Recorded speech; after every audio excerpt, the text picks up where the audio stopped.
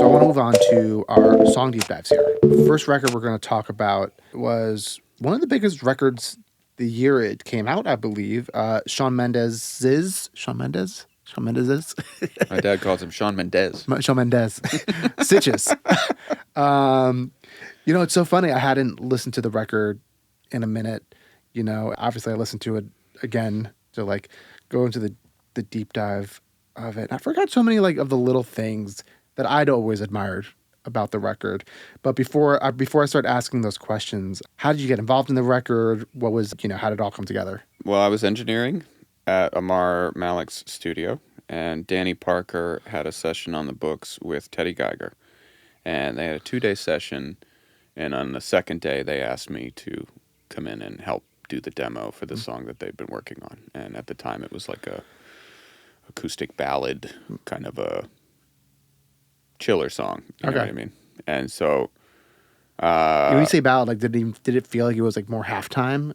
I don't remember even the original. Yeah. The original feel was just kind of emotional feeling, right. In the way that you can imagine that. If you strip away it is all the production thing, energy, there's something there. So I already liked the song. I didn't think that it was a giant song. It's like huge I don't think anybody thought it was. Nobody was sitting here looking at each other going, like, oh boy, no. But we worked on it that second day, and that was almost the end of the story for the production. That was our demo for the day, quote unquote. I keep knocking this guy.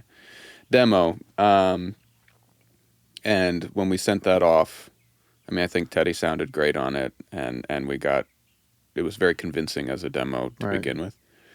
And Shawn's team, whenever it got pitched to them, was like, great, this is it. Let's get him on it. Vocals, let's do it. They just wanted to move. Yeah. It was my first experience with, it was a time thing for them. Everything was a time thing. So everything had to be fast. There were, I don't know, nobody knew who Shawn Mendes was at the time. He was like he was a Vine kid at the time. Did he have that like one song, that like the piano ballad thing, had that been out yet, or you don't remember? I didn't know. Yeah. I wasn't aware of it. Okay. I know that he had put out a song before Stitches that his team did. I think I remember it was like that like piano ballady one that like did fine. Yeah, I don't know. I'm convinced to this day it's the only reason that I got the opportunity and that the production wasn't upstreamed to somebody more well known. It's because they just wanted to move so quickly. They were on a time crunch. Yeah. They were like, "Who's this guy? Who cares? It doesn't matter. That's it. Put it out." Yeah. And all of us had all these grand ideas of all these other things we would add and that we would do to change it, but the reality is, once somebody hears something and has a vision for it, now it's not your vision; it's both of your visions. Right. You have to kind of make that work. And I don't know. It was a chaotic experience once it was out the door, but I learned so much about what people wanted from a record like that. Yeah, it's so funny because it's like, again, like I don't think I'd like sat and listened to it in headphones in maybe 3 or 4 years, something like that. Yeah. And I listened to it and I was like, oh, this is a lot more minimal than I thought it was, which is so funny because you think big pop record, it's like this big pop production. It's like, no, there's like not too much going on. Yeah. Like even like, when the choruses come in, like you expect to hear like, but it's not. It's just like, I don't know. I think that, to give you credit, I think that song was as big as it was because of the production. Nothing, this is where I shower you with compliments a little bit, but like nothing was really sounding like that at the time. This was like the 2010s. I heard that from other people as well. Yeah. That there was something about the stomp-clap, yeah, organic percussion, high energy thing that felt interesting to people and felt different. It didn't feel like that because of because of the music that I was listening to and the indie rock and punk rock and stuff that I was into. Right.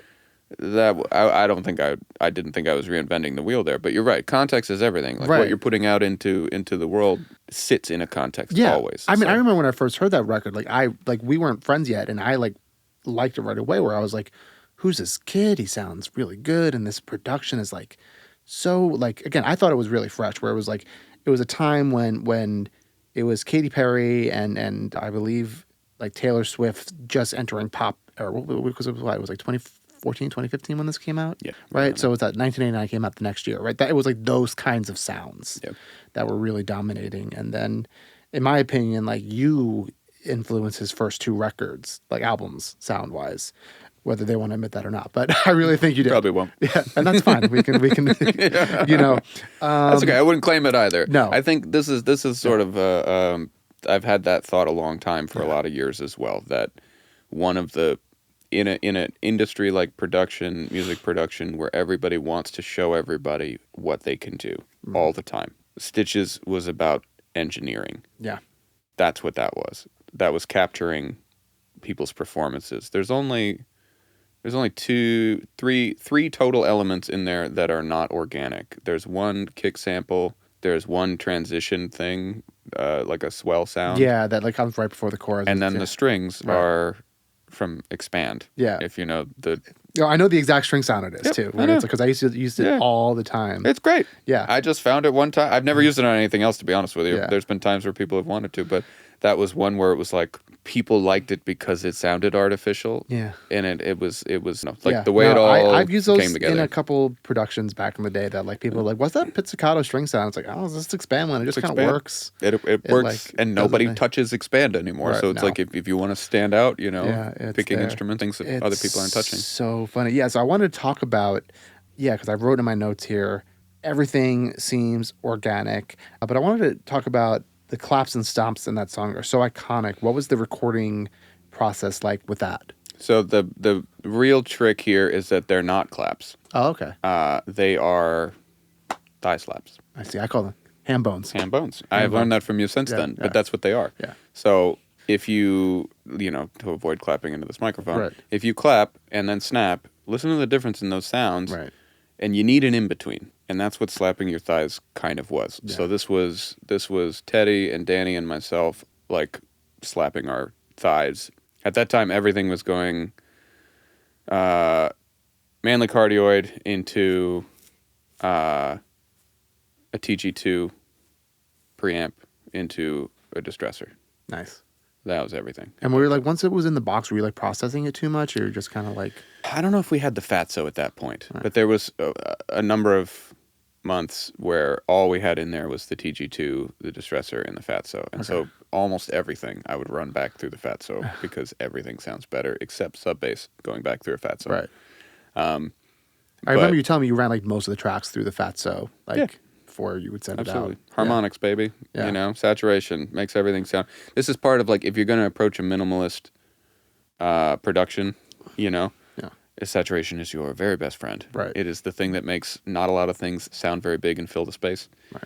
And the hardware fatso is incredible. I mean, if anybody gets a chance to put that out there, to have one tone box that is beneficial for just about everything. Right.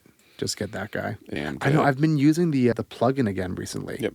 Funny enough, because we had another guest on the podcast that was like, I use the Fatso plugin on my drums all the time. And I was like, I totally forgot about that guy. And I like opened it up a couple times since. And I was like, this guy's like really good. And like I know that I used yours a couple times. It's like really, really good.